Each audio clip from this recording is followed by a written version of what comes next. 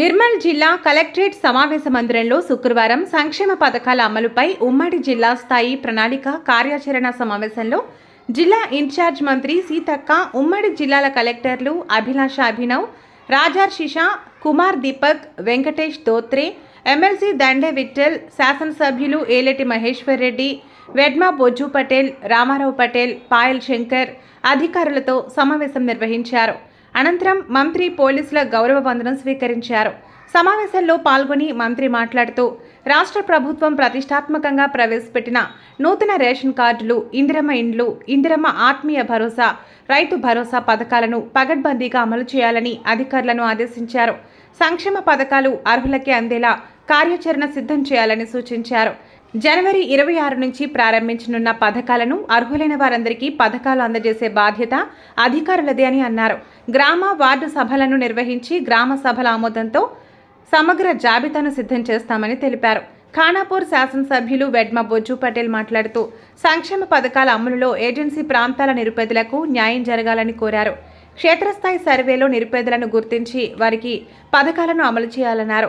ఈ సమావేశంలో ఎమ్మెల్సీ దండే విఠల్, జిల్లా ఎస్పీ జానకి షర్మిల, నిర్మల్ అదనపు కలెక్టర్లు ఫైజాన్ అహ్మద్, కిషోర్ కుమార్, ఖుష్బు గుప్తా, ఐటీడీఓపీఓ శ్యామలాదేవి, దీపక్ తివారీ మరియు ఎమ్మెల్యేలు, గ్రంథాలయ చైర్మన్ సయ్యద్ అర్జుమంద్ అలీ, ప్రజాప్రతినిధులు, ఉమ్మడి ఆదిలాబాద్ జిల్లాల అధికారులు, సిబ్బంది తదితరులు పాల్గొన్నారు.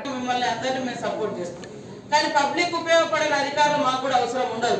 కాబట్టి దాన్ని దృష్టిలో పెట్టుకొని ప్రజల మధ్య ఉంటూ ప్రజలకు, ఎందుకంటే ప్రజాప్రతినిధులు కూడా మనకు తక్కువ ఉన్నారు. అంతకుముందు మనకు సర్పంచ్లు గ్రామాలలో ఉంటే మీకు కొద్దిగా ఎప్పటికప్పుడు ఫీడ్బ్యాక్ వచ్చేది. లోకల్ రిప్రజెంటేటివ్స్ లేకపోవడంతో అది కొద్దిగా గ్యాప్ కూడా ఉంటుంది. కాబట్టి పూర్తిగా పబ్లిక్ మీ మీదనే డిపెండ్ అవుతుంది.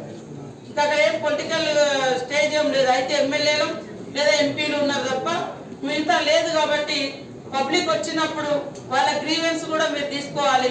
మీరు గ్రామ సభలు పెట్టినప్పుడు ఒక కాంటాక్ట్ నెంబర్ కూడా పెట్టండి. ఒకవేళ ఆ రోజు వాళ్ళ ఊర్లో లేరు, లేదా ఏటో పని వచ్చాక మన గ్రామ సభ ముగించుకొని మీరు వెళ్ళొచ్చిండ్రు, కానీ వాళ్ళ అప్లికేషన్ వాళ్ళదేదో ప్రాబ్లం ఉంటుంది, మరి ఎవరిని కాంటాక్ట్ చేయాలి? కాబట్టి మండలాన్ని యూనిట్గా తీసుకొని ఒక కాంటాక్ట్ నెంబర్ డిస్ప్లే చేయాలి ఆ ఫ్లెక్సీ మీద. అప్పుడు వాళ్ళు కూడా తెలుస్తుంది, వాళ్ళు వచ్చి మిమ్మల్ని అందరినీ కూడా కలవడానికి అవకాశం ఉంటుంది. అదేవిధంగా ఇక్కడ డిస్ట్రిక్ట్ ఆఫీసర్స్, కలెక్టర్స్, అదేవిధంగా డిఆర్డిఓస్ కూడా ఉన్నారు. కాబట్టి ఎన్ఆర్ఈజిఎస్ స్కీమ్ సంబంధించినవి తొందరగా మీరు గ్రౌండింగ్ చేయాలి. అంగన్వాడీ సెంటర్స్ ఇచ్చినాము, కొన్ని గ్రామ పంచాయతీలు ఇచ్చారు, కొన్ని రోడ్లు ఇచ్చారు, ఇవన్నీ ఇచ్చారు.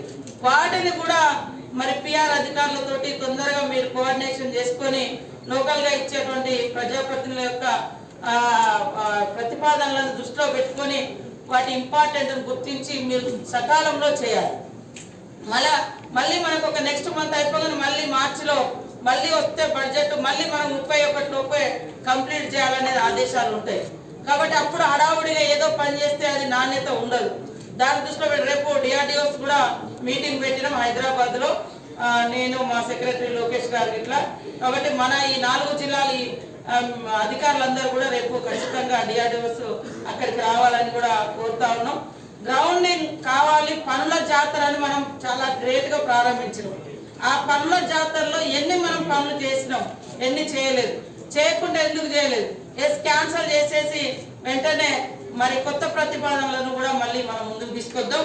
నిన్న ఆల్రెడీ మన గవర్నమెంట్ నుంచి కూడా ఎన్ఆర్ఈజిఎస్లో 300 crores రూపీస్ ఆల్రెడీ రిలీజ్ చేయడం జరిగింది. వాటిని కూడా మీరు మరి టోకెన్ ద్వారా లేదా మీకు డైరెక్ట్ వస్తాయి కాబట్టి ఫాలోఅప్ చేసుకోవాల్సిందిగా కోరుతా ఉన్నాం. అవన్నీ కూడా తొందరలోనే మీకు చేరుతాయని తెలియజేస్తూ, కొన్ని స్కీమ్స్ మీద పబ్లిక్ కొన్ని డౌట్స్ ఉన్నా కూడా, మీకు ఏదైనా డౌట్స్ ఉన్నా ఒకసారి కలెక్టర్ గారు మమ్మల్ని లేదా మేము లేదా వాళ్ళ సిఎస్ గారు లేదా మేము పైనుంచి కూడా ఖచ్చితంగా క్లారిటీ ఇస్తాం.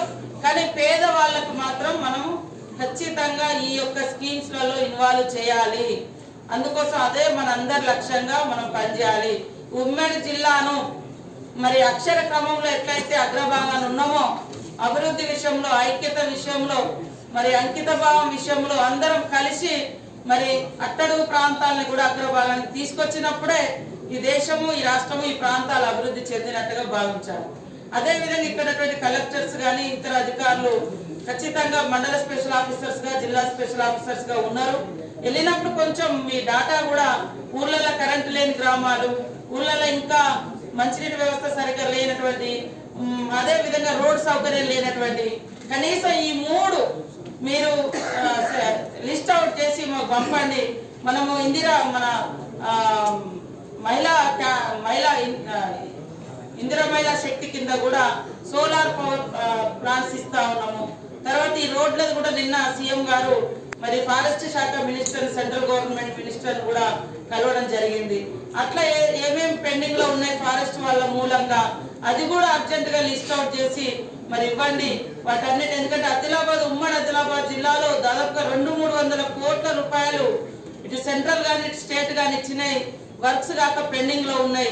అనేక మారుమూల ఆదివాసీ, గిరిజన, దళిత గ్రామాలు లేదా పల్లెలకు రోడ్ సౌకర్యం లేక ఇబ్బంది పడతా ఉన్నారు.